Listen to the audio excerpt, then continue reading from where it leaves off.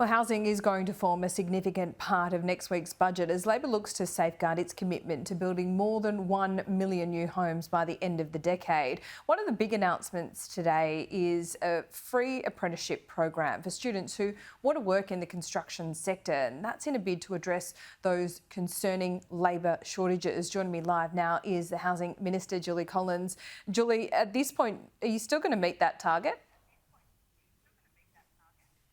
Look, we're doing everything we can do, Laura. We're working right across government, working with other tiers of government, working with the sector and with the industry to make sure that we're doing everything we can do. It's an ambitious target, but we need to be ambitious. We need to build more homes for Australians, and today was about more tradies to build more homes.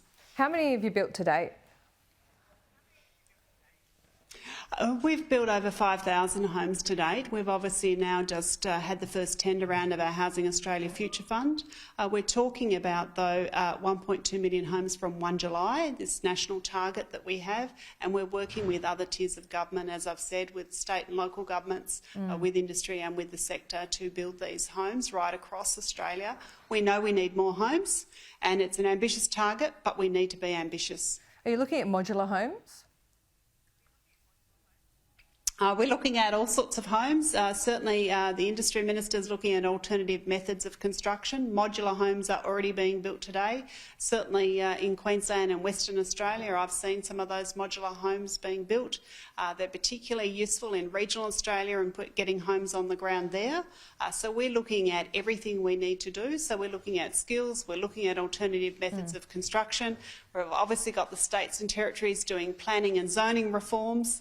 We're working right across governments at all tiers to do what we can do to deliver more homes for Australia as quickly as we can. I mean, that you need the states on board, and they are on the target, but none of the premiers seem to be at all optimistic that they're going to reach their targets. But you seem to be. Well, what I can say to you, Laura, is that unless we have an ambitious target, unless we have every tier of government with their shoulder to the wheel, unless we have the sector with their shoulder to the wheel and have all of us heading in the same direction, we won't. But for the first time in a long time, we've got all of those things and we've got everybody heading in the same direction, and that is important. But also importantly, we've now committed more than $25 billion in new investments since we've come to office over the next decade to support what the states and territories are doing and the additional investments that states and territories are making. We all need to lift. We all need to work together. It is an ambitious target, but we need to be ambitious, and it starts from 1 July for 5 years. Over that 5 years, we will be working as hard as we can to build as many homes as quickly as we can. How big is the rental assistance increase going to be?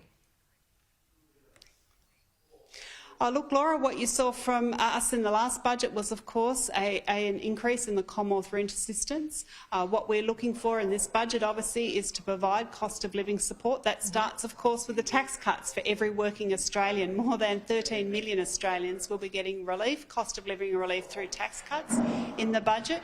As we've clearly said, we're looking right across government. We're looking at skills, we're looking at industry, we're looking right across government in terms of what else do we need to do to meet our ambition to build more homes for Australians that need them. So should we expect a significant increase in the rental assistance? Look, Laura, we've made an announcement today about skills. We're not making any more today about housing, but what I can say to you is we're working right across government. Sounds like you're confirming it to me. We want to build as many homes as quickly as we can. What we are doing is we are building as many homes as quickly as we can. What we know will put downward pressure on rents is more supply. We need more homes, homes of every type, more homes for Australians that need them, more homes for renters, more homes for people to buy. Yeah, 5,000 of 1.2 million. There is a long way to go. Before I let you go, Julie Collins, can I ask you about an upcoming documentary that we've got here that Josh Frydenberg is hosting? And he's spoken to Dennis Richardson, who says the chant "River to the Sea" is particularly violent and has no place. Do you agree? Look, what we need is a cohesive society. We need everybody. We don't need any anti-Semitism. We don't need any Islamophobia. What we need is Australians working together in the best interests of our nation, and that's what I want to see, Laura.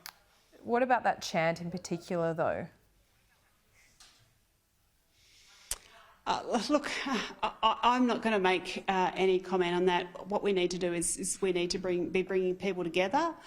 We need to be tolerant of each other's views and be working together as a community. What we need at Australia in this time is social cohesion. Anthony Albanese said that chant alone, beside it being violent, is, opposed to a two-state solution. Would you at least agree with that? Of course, but I mean, we know that we need a two-state solution in terms of long-lasting peace. But what we need here in Australia is people being careful about other people's views and some social cohesion in this country. And I would say to leaders that is what we should be advocating for. We don't need any more division, and we don't need any more people playing politics and trying to create division. Leaders aside, what do you think about the people that do use that chant? Should it stop? Well, I wouldn't use it. And clearly I'm making every effort not to do that today, and I certainly wouldn't do that. Julia Collins, thanks for your time.